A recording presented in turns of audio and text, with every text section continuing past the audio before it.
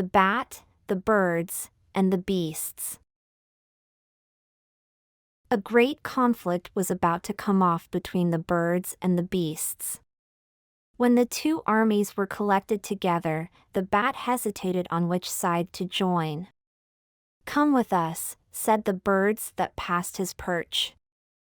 "I am a beast," said the bat. Later on, some beasts who were passing underneath him looked up. "Come with us," said the beasts. "I am a bird," said the bat. Luckily, at the last moment, peace was made, and no battle took place.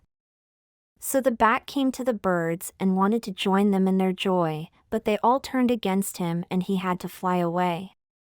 He then went to the beasts. But soon, he had to come back, otherwise, they would have torn him to pieces. "Oh, now I see," said the bat.